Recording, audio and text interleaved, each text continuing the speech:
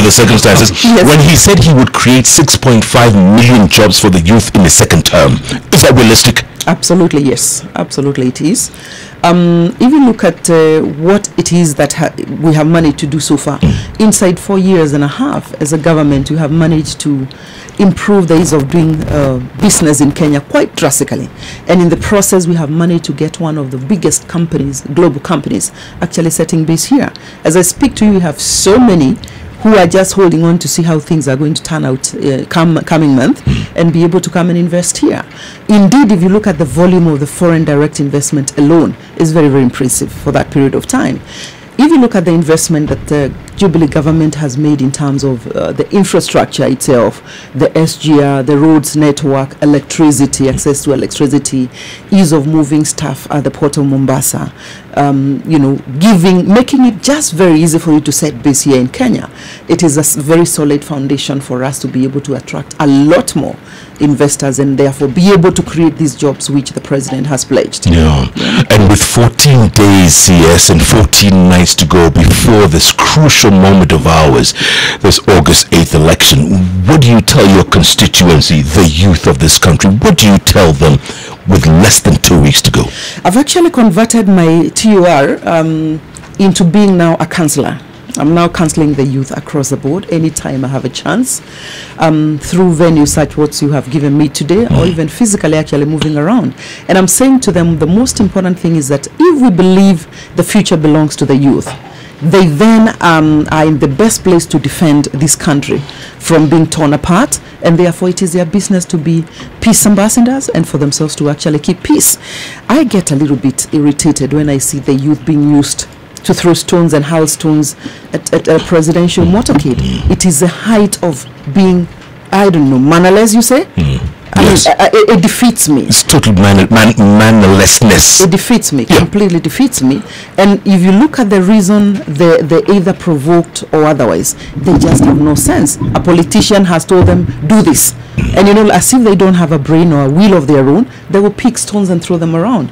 So it is my business and the business of any Kenyan who means well for this country to speak to these guys. They are very emotive, they feel very vulnerable, and they have taken to bad manners like taking illicit, so that then they lose a bit of consciousness to be able to behave badly.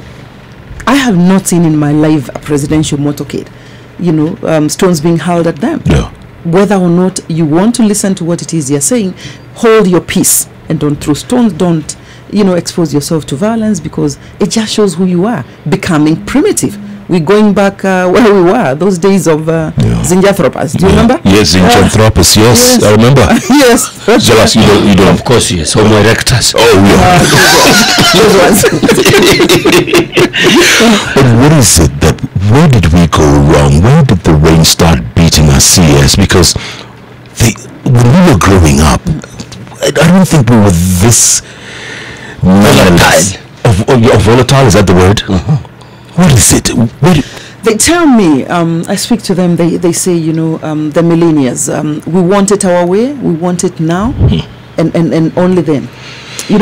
When you grew up, I think you're told, wait, you will be guided, right, and given counsel in terms of how you want to have it, whatever it is you're looking for. Yeah. But now, it is our space, we want it this way now. The impact of media, especially social media, hasn't helped matters at all. The fact that also we have moved, in terms of development is a good thing, but in terms of then the social fabric and holding family together is also become very, very competitive. My mother had no chance of being in a formal job, so she wouldn't leave the house for the longest period, meaning then she would mind the little things that matter in life. Look where I am right now. I left my baby in bed. Look. I may see her this evening, I may not. You may not. So because of the level of development we are at, that has contributed.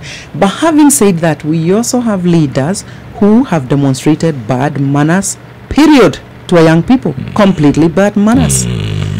You don't come into my meeting like happened in Shinyalu and you disrupt my meeting even when you're not welcome. Yeah. If you're not welcome, walk in like a gentleman, settle, but don't come and start creating levels of importance. Now, if the young people who I was actually discussing with this day, 900 of them, get this kind of vibe and, you know, see that this is how we live as leaders, they have no choice but follow that. So as leaders as well, I think we'll shoulder part of the blame. Sure. And that is why when I speak to the youth, I say, you know, it's one thing listening to your leader, especially your political leader, but when they tell you to do something which you don't believe to be the right thing, just stop there. If you had been given 200 bob, deal with it, but don't do what it is that you're doing that is negative. Yeah, because, you know, really, at the end of the day, it's about you. I have lived, you know, for the longest period compared with the youth, and if they have to be here where I am years to come, it cannot be that they are going to sort it out by throwing stones at each other, abusing the president or any other leader. It's sheer bad manners. And in fact, you look at it from a biblical point, it's unacceptable, completely unacceptable. Absolutely. Yeah. Are you worried, CS, as we draw closer to the polls, are you worried about what happened in 2007, 2008, that there could be a repeat of that? What I have seen in engaging with the constituencies that I work with is that the level of consciousness and alertness is so high that most of them actually say never again. What I like about the youth, even with these their bad manners, we have some very positive segments of the youth, and they have formed themselves in what they are calling the peace ambassadors on their own volition. And I meet them, and then my conversation is for you then to go out there, right, and engage the other youth so that they all can have the same viewpoint you have.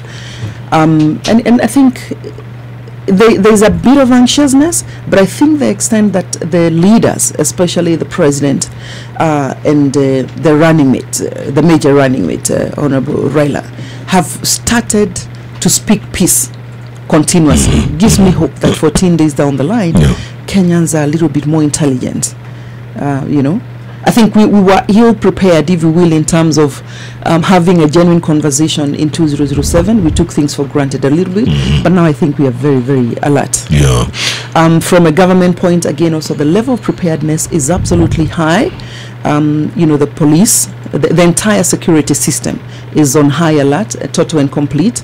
They have, as you will, profiled all the hotspot areas where things may go wrong, and they'll be deploying themselves quite intensely in those areas. Yeah. When you look at this youth, when you talk to the youth out there, do they realize the power they have, not just in the vote, but the power in the technology and everything? Just the IBC numbers showing up to 9 million of them. Yes. Do they realize? 4 million out of 19. 4 million. Start 4 million is huge. Again, it's part of the messaging that we are using. There are two types of youth. There are those who recognize they have everything to lose if things were to go wrong, and those are actually now the gatekeepers for peace. There are those who are a little bit vulnerable because, one, they may not, you know, hold decent jobs or any jobs at all, and they are idlers, and those ones can be used quite easily in the negative sense. Now, those really don't care. The level of consciousness isn't even there. Some have even said to me, I'm asking, so you're ready with your kura, you're ready to exercise your constitutional right? And they say, mimi sitaenda, mbona haijalishi, you know, kind of easy. Yes. Yeah. So we have two categories. It is obviously, what we have been attempting at doing with the NYS community program is to get those that are on this extreme, the very vulnerable ones, the one who are not very easily employable, and put them in groups and empower them. And by empowering them, we start with very simple messaging. You are Kenyan, you know, you need to be a bit more patriotic, whichever the circumstances. You may have been a drunk.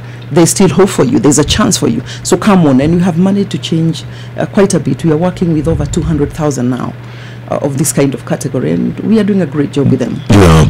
Are you hoping for a large turnout on election day? Yes, I am. And the reason I am, again, if you look at the presidential level vote, for the first time, you know, we are recording 8 candidates. It hasn't happened in the history of Kenya, hasn't it? You know, it hasn't happened. So I guess people will get out because, you know, out of these 8, whichever way you look at it, you have 1 or 2 or 3 people who believe in you, and therefore they'll get out. If you look at, again, the number on the ballot paper, you're looking at 6 persons, from the president all the way down to the MCA. Really, I mean, even if you are getting only 1, at those levels. Those are 6 Yeah. to come to do different things, 6 different things. So I'm hoping that the turnout will be good.